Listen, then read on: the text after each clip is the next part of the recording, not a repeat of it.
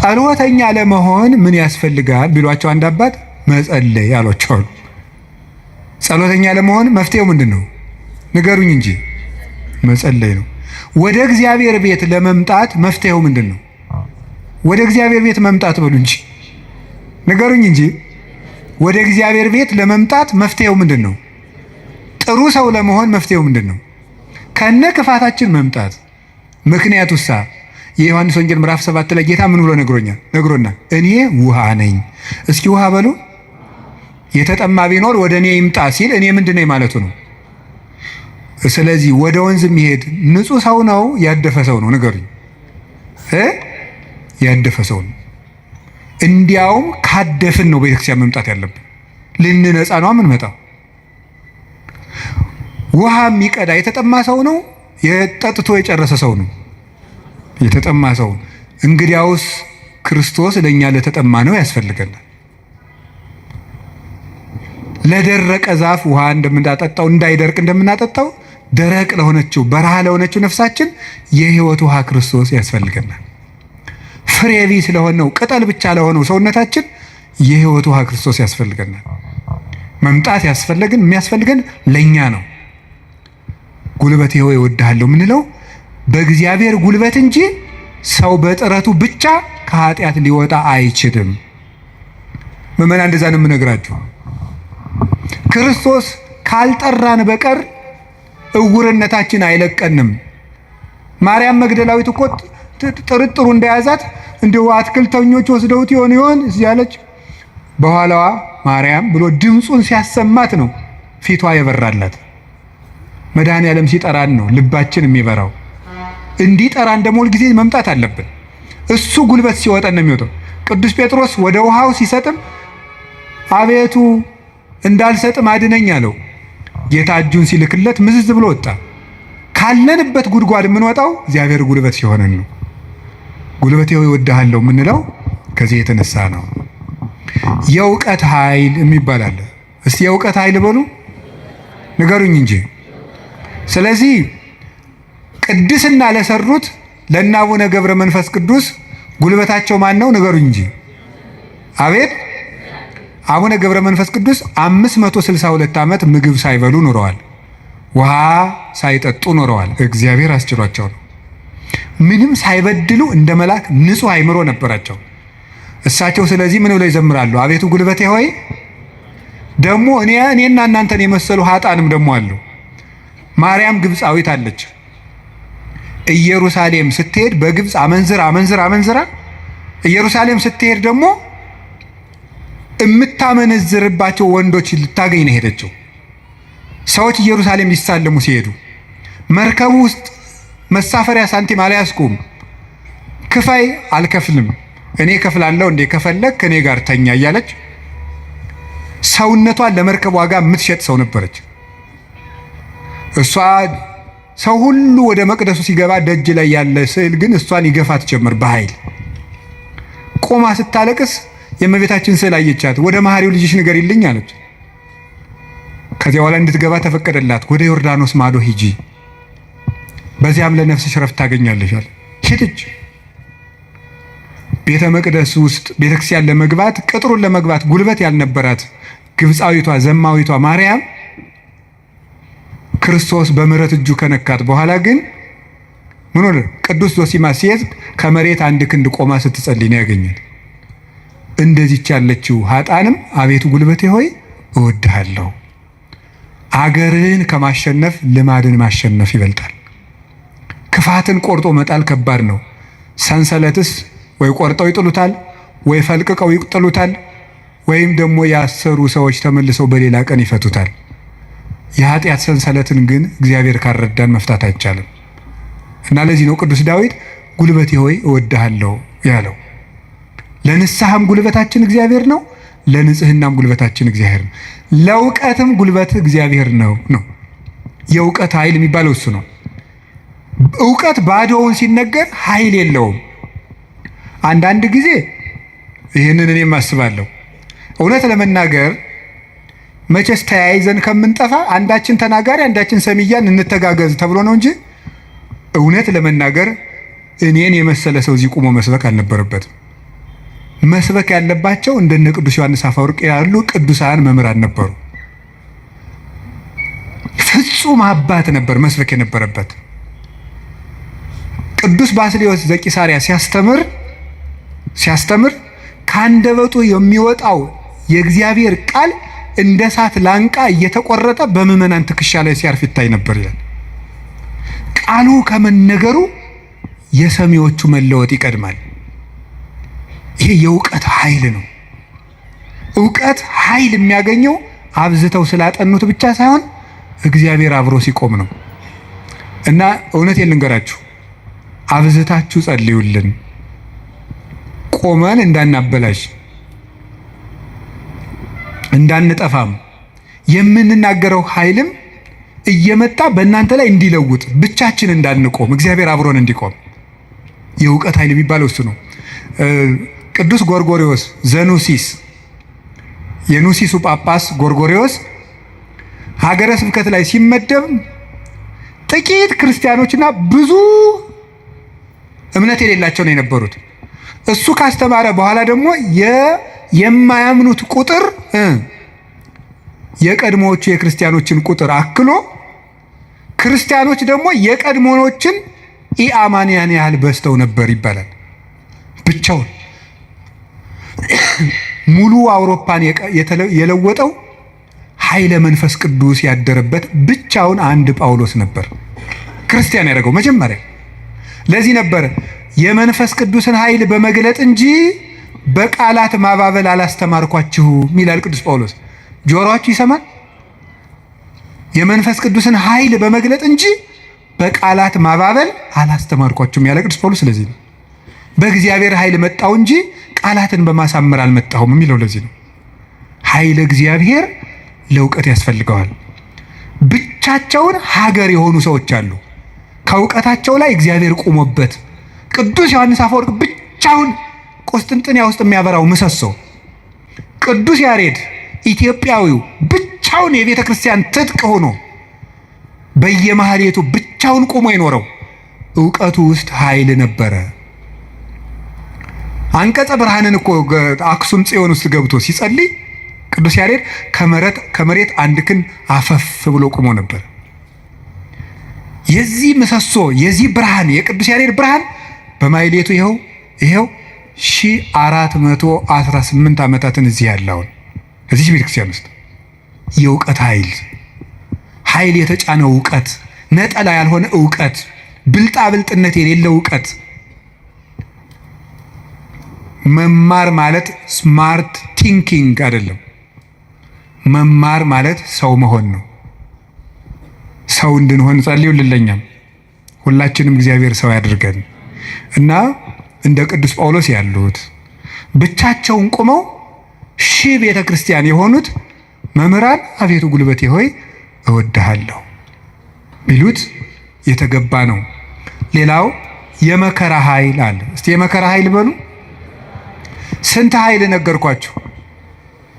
ምንድን አይ ተመስገን እንደው በሉ። እሺ የሥነ ምግባር ኃይል በሉ። ሌላስ? የእውቀት ኃይል። ሌላስ? አቤት የመከራ ኃይል። እሺ የሥነ ምግባር ኃይል። ከዚያ በፊት ምን ብያችሁ ነበር? የአርአያነት ኃይል የሚባለው ይሄ ሞራል የሚባለው እሱ በሁለት ተከፍሎ ስነ ምግባርና አርአያነትና ንስሐ ብለን ከፍለናል። ቀጥሎ የእውቀት ኃይል ብዬ ነገርኳችሁ። ሶስተኛ አሁን የምነግራችሁ ደግሞ የምንድን ነው? የመከራ ኃይል ነው። የመከራ ኃይል የሚባለው ጉልበቴ ሆይ እወድሃለሁ ያለው አሁን ቅዱስ ዳዊት አሸንፏል። ዘመኑን በሙሉ ጠላቶችን አሸንፏል። ያሸነፈ ግን በውጊያ ሳይሆን በምንድን ነው? በመከራ ነው ያሸነፈው። ይገርማችኋል። በመከራ ማሸነፍ ከዚህ ዓለም ሎጂክ የራቀ ነው። በዚህ ዓለም ለማሸነፍ ፓወር የግድ ያስፈልጋል ነው ቀመሩ። ይሄ ነው። አሁን የዚህ ዘመን ሰው እና ክርስትና ልገናኝ የሚለው ተፍ ብለህ ሰልፍ ኮንፊደንስ ይኑርህ ነው። በክርስትና ደግሞ ተፍ ብለህ ትሁቱን ነው። ስለዚህ ነገሩ ወዲያና ወዲህ ነው። ከብቷችኋል አይደለም? ትሁት የሆነ ከፍ ይላል ነው። አሁን ደግሞ ራስህን ከፍ አድርግ፣ አትጣል ነው። እንደዚህ ነው። ማስታወቂያ ስራ፣ ገንባ፣ ራስህን አስታውቅ በደንብ። እንደዚህ ነው። የፈለግከውን ነገር ስራ፣ ስለማንም አትጨነቅ፣ ግድ አይኖርህ። እንደዚህ አይነት ነገር ነው የሚሰበከን። እንደሱ የሚባል ነገር የለም። እንደውም የሚባለው 100% ኮንፊደንስ ኔጌቲቭ ኮንፊደንስ ነው ይባላል። ስለዚህ ተገቢ አይደለም። ምንድን ነው ታዲያ? እኛም መከራ ማሸነፍ ነው የሚባለው። ቅዱስ ዳዊት ለምሳሌ እንዲህ ያደረገ፣ ሳኦል እያሳደደው ሄደ። ቅዱስ ዳዊት ዋሻ ውስጥ ተጠጋ። ሳኦል ዳዊትን ፈልጎ ተኛ እና አበኔር ይባላል የሳኦል የጦር አበጋዝ ከሳኦል ከጨርቁ ጫፍ ቆረጥ አድርጎ ዳዊት ወስዶ አለፍ ብሎ አበኔር አንተ የውሻ ሬሳ አይመስልክ ጌታህን እንዲያርገን የምትጠብቀው አለው። ተኝቶ ነበር ያም ማለት ነው። ግን የቅዱስ ዳዊት ጋሻ ጃግሬዎች አረ ዛሬ እግዚአብሔር ጠላትህን በእጅህ አሳልፎ ሰጥቶልሃል እንበለው አሉት። እናንተ እኔ ከእናንተ ጋር ምን አለኝ? እግዚአብሔር በቀባው ላይ እጄን አላነሳም ማለት እና አባቶቻችን እንዲያውም ትልቅ መከራ ሊገል የመጣ ጠላትን እጅ ላይ ጥሎ ምሮ መስደድ ነው ይላሉ። ይሄ እኮ የልብ መከራ ነው። እናንተ አሁን ታደርጉታላችሁ? አሁን እኔ ለምሳሌ ዱላ ይዤስ ያባረርኳቸው ቤታችሁ በመጣና ኋላ አጥቻችሁ እኔን ድንገት እንቅልፍ ቢጥለኝ ተነስታችሁ እንዴት ነው የምታረጉ? ምንም አታረጉም። እናንተ ክርስቲያኖች ናችሁ። ለሁሉም ግን ዳዊት ሰው የማይወጣውን ተራራ የወጣ ተራራ ነው የሚባለው። ለዚህ ነው የልብ ጉልበት ያስፈልጋል። ትዕግስተኛ ለመሆን የልብ ጉልበት ያስፈልጋል። አሁን እኮ ሰው ገለባ ነው። ፍርድ ቤት ውስጥ ባልና ሚስት ተካሶ ዓለም እየቀለጠ ያለ ትዕግስት በማጣት አይደለም? በቃላት ጦርነት አይደለም? እንዲሁ አታፍሩም ወይ? እንዲህ ብሎ ሰድቦኝ እንዲህ ብላ ሰድባ እያላችሁ እንዲሁ አታፍሩም ወይ? እውነቴን እኮ የምነግራችሁ። ጦር ይዞ የመጣውን ጠላቱን እጁ ላይ ሲያገኘው እግዚአብሔር በቀባው ላይ እጄን አላነሳም። ሌላ ቀን እኮ ደግሞ ምን አደረገው? ዳዊት ወልዴ ቃልከ ማይዜኒ፣ ዳዊት ወልዴ ቃልከ ማይዜኒ። ዳዊት ስትዘምር እኮ ደስ ይለኛል እና በገና ደርድርልኝ አለው። የዋሁ ዳዊት በገና ሊደረድር ሲሄድ ጦሩን ሳኦል ይዞ ሲወረውርበት አድነን እግዚኦን ብእሲኩይ፣ አቤቱ ከክፉ ሰው አድነኝ ሲል ጦሩ ሁዳ ከግድግዳው ላይ ተተከለች። ያንን ደግሞ መልሶ ሌላ ቀን ፈልጎ አገኘው። አሁንም ሳይገለው ጥሎት ሄደ። ሳኦል እየፈለገው ሄደ። ዳዊት ግን ይላል ለግቡ ድህሬሆሙ ጸላይቴ፣ ጠላቶቼ ወደ ኋላቸው ይመለሱ ይላል። ሳኦል መንገድ ጠፍቶት ተመለሰ። ደክሞ ማሸነፍ የእግዚአብሔራዊነት ነው። ከዛ ምን አደረገ? ጎልያድ በመጣ ጊዜ ዳዊት በሰይፍ ነው ያሸነፈ በጠጠር? እስኪ ንገሩኝ። ስለዚህ የዳዊት ጉልበት ሰይፍ ወይስ እግዚአብሔር? ንገሩኝ እንጂ። ጠጠሯ ናት ያሸነፈች ወይስ የእግዚአብሔር ስም? የእግዚአብሔር ስም ከተጫናት ጠጠርም ኃይል አላት። እግዚአብሔር ከሌለው ግን ሰይፍም ያስገድላል። ጎልያድ ሰይፍ ይዞ ሄደ፣ ዳዊት እግዚአብሔርን ይዞ ሄደ። ከዚያ በኋላ ስም ወረገመኒ በአማልክት ይሁርኩሳን፣ በረገሙ ጣዖቶቹ ረገመኝ። ዋንሰ ሳይኩ ሰለስተ አይባነ ሙስተፈለግ፣ እኔ 3 ድንጋዮችን ከባህር አነሳው። ወጸፍክዎ ዲበ ፍጽሙ፣ ግንባሩን አልኩት። አሚሃ ወርቀ በኃይል እግዚአብሔር፣ በእግዚአብሔር ኃይል ያን ጊዜ ወደቀ። ወነሳይኩ ዘምላይሌሁ ሰይፈ፣ ከሱ ሰይፍን ወሰድኩ። ወመተርኩ ርሶ ለጎልያድ፣ የጎልያድን አንገትም ቆረጥኩት አለ። በራሱ ሰይፍ እንዲወድቅ ያደረገው ጉልበቴ ሆይ እስኪ በሉ ሁላችሁም ንገሩ እንጂ። አዎ ይህን የሚያደርገው የእግዚአብሔር ስም ነው። ቅዱስ ዳዊት አንተ ብላቴና ጨንገር ይዘህ የምትመጣ እኔ ውሻ ነኝ ነበር ያለ ጎልያድ። እና እንግዲህ ስጋህን ለሰማይ ወፍ ለምድር አራዊት ቆራርጬ ሰጠዋለሁ አለው። አዎ አንተ ከውሻም ታንሳለህ። ውሻ ጌታውን ያውቃል፣ አንተ ግን ፈጣሪን አታውቅም። አንተ በሰይፍ ትመጣለህ፣ እኔ ግን አንተ በምትገዳደረው በእስራኤል አምላክ ስም እመጣለሁ አለው። የእግዚአብሔርን ስም ይዞ ሄደና ያንን 6 ክንድ እስራኤልን ያስጨነቀ ሰው ገረሰሰው። ስለዚህ ጉልበቱ እግዚአብሔር። ጉልበቴ ሆይ እወድሃለሁ አለው። ከገዛ ቤተ መንግስቱ አኪጦፌል የሚባል መካሪ ተነስቶ አቤሴሎምን የገዛ ልጁን አስነስቶ ምንድን ያደረገ? ዳዊትን ሲያዋርደው የዳዊትን ሚስቶች በሙሉ እስራኤል በተሰበሰቡበት ድንኳን አስጥሎ አገር እያየ የአባትህን ሚስቶች ድፈራቸው ብሎ ገብቶ የአባቱ ሚስቶች እንዲደፈር በመጽሐፍ ቅዱስ የተጻፈ ነው አድርጎ አኪጦፌል የሚባል ሰው አዋረደው ዳዊትን። ሄደ ተሳድ ወጥቶ ሄደ ከቤተ መንግስቱ። ዳዊት ኃያል እኮ ነው። ስሙ ሲጠራ እኮ ሽም ይደነግጥለት ነው። ኃያላን የጦር መሪዎች አሉት። ግን ምንድነው ያደረገ? እግዚኦ ሚበዙ ለይሳቅዩን ብዙሃን ቆሙ ላይ ሊ ብዙሃን ይቤልዋ ለነፍሴ እያድህነኪ አምላክኪ አንተሰ እግዚኦ ምስካዬ አንተ። አቤቱ የሚያስጨንቁኝ ምንኛ በዙ፣ ብዙዎች በእኔ ላይ በጠላትነት ቆመዋል፣ ሰውነቴንም የሚያድንሽ የለም ይሏታል።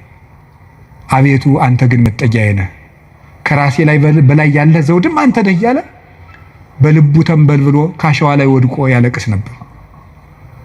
የዛ ጊዜ አኪጦፌል ይገርማችኋል አገሩ ገብቶ ዳዊት ከተመለሰ አይምረኝም ብሎ በገዛ እጁ ታንቆ ሞተ። ዳዊት አኪጦፌል እንዲህ ብሎ ሲመክር ማዶ ላይ ደግሞ በመጽሐፈ ሳሙኤል እንደተጻፈው ማዶ ሄዶ ዮርዳኖስን ሸገር ብሎ በቀትር እግዚኦ እልዋ ለምክረ አኪጦፌል አቤቱ ጌታዬ የአኪጦፌልን ምክር አፍርስበት ይላል። በዳዊት ሞት እየተመከረ ዳዊት ምን ያደርጋል? አቤቱ የአኪጦፌልን ምክር አፍርስበት ይላል። የመከረበትን ሰውዬ ሄዶ እንዳያስረው ተሰዷል። ጉልበት የለውም ዳዊት፣ ሰራዊት አልቆበታል። ስለዚህ ምን አደረገ? አንድ ጉልበት አለው እግዚአብሔር ነው። የአኪጦፌልን ምክር አፍርስበት አለ። አኪጦፌል ምን አደረገ? መላው አእላፈ እስራኤል ሰብስብ፣ የዳዊትን ሚስቶች በአደባባይ አስነውራቸው። የዚያን ጊዜ ዳዊት እንደተዋረደ ቀን እንደጣለው የእስራኤል ሰዎች ያውቃሉ። ያን ጊዜ ዳዊትን ተከትለን ሄደን እንግደለዋል፣ የአባትህን አንገትም ቆርጬ አመጣልሃለሁ ብሎ መከረ። እንዲህ ብሎ ሲመክር ዳዊት ምን አለ? አቤቱ የአኪጦፌልን ምክር አፍርስበት ሲል ምን አለ መሰላችሁ? እግዚአብሔር በጠላቱ በአቤሴሎም ላይ የምክር ጥርጥር አሳደረ። አይ የአንድ ሰው ምክር አይመቃም፣ ሌላ ሰው ምክርን ጨምር የተባለ አለና የዳዊት የቀድሞ አማካሪ የነበረ ኩሲ የሚባል ሰው ነበረ። ሽማግሌውን ኩሲንም እስኪን ጠይቀው አለው። ኩሲ እንደምን አለ? ደህና ነኝ። ምን ነው ቀድሞ ስታማክረው የነበረው ዳዊት ሲሰደድ እዚህ ቀረ? እኔ ምን ጊዜ የማማክር እግዚአብሔር የቀባውን አለው። ውስጡ ቅኔ ነው። ቅኔው ምንድን ነው? አሁንም እኮ የማን አማካሪ ነኝ እያለው ነው። አንተንማ እግዚአብሔር አልቀባም እያለው ነው። አሁንም የእሱ ነኝ እያለው ነው። ለእሱ ግን የመሰለው ምን እያለው ነው? አንተን ከሾመ ያንተ አማካሪ ሆናለሁ እያለው መስሎታል። እዛ ምን አደረገው? አኪጦፌል ምን ብሎ መከረ? አኪጦፌል እንዲህ ብሎ መክሯል። አንተ ምን ትላለህ? አኪጦፌል ቶሎ ብለን ዳዊትን እንግደለው አለ። አንተሳ ምን ትላለህ አለው። ዳዊት ምን እያለ ነው? አቤቱ የአኪጦፌልን ምክር ተናገሩ እንጂ አፍርስበት በሉ እንጂ እያለ ያለቅሳል። ኩሲ መጣና ምን አደረገ? አይ እቺ ምክር አንዲት ናት፣ አንድ ምክርማ አይረባም፣ ከገሌ ምክር የገሌ ምክር ይሻላል ተብሎ የቤተ መንግስት ምክር የአንዱ ምክር ተመርጦ ነው እንጂ የአንድ ሰው ምክርማ አይረባም። ስለዚህ ምክር ይመከር፣ ቆይ ውለን እንደር። አባትህ ዳዊትን ታውቀዋለህ፣ ኃያል ነው። እነ አበጋዞቹ እነ ኢዮአብም ኃያላን ናቸው። አሁን ሂደን ይፍጀን እንዴ? ነገር ግን መላው አእላፈ እስራኤል ገና ይሰብሰቡ፣ ምክርም አበርክተን እንምከር። ከዚያ በኋላ ህዝቡን ከሰበሰብን በኋላ ዳዊትን ከተራራ ላይ ያገኘነው እንደሆነ አውርደን ከውሃው እንመጠብጠዋለን፣ ሜዳ ላይ ያገኘነው እንደሆነ እንደ በረዶ እንወርድበታለን። ይሄ ነው እንጂ አሁንም ሂደን እንፈጅ ብለህ ነው አለው።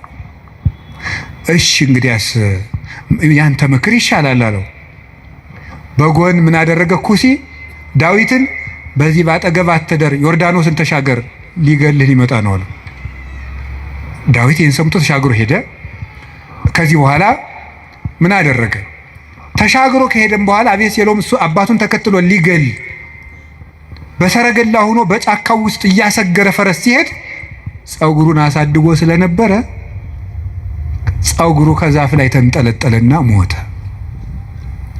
ዳዊት ግን ፈረስ ላይ አልወጣ፣ ምክር አላማከረ፣ አቤቱ የአኪጦፌልን ምክር አፍርስበት እንዳለ የክፉዎችን ምክር አፍርሶ ዳዊትን ስለታደገው አቤቱ ጉልበቴ ሆይ ሙሉት እናንተ እወድሃለሁ ያለው ስለዚህ ነው።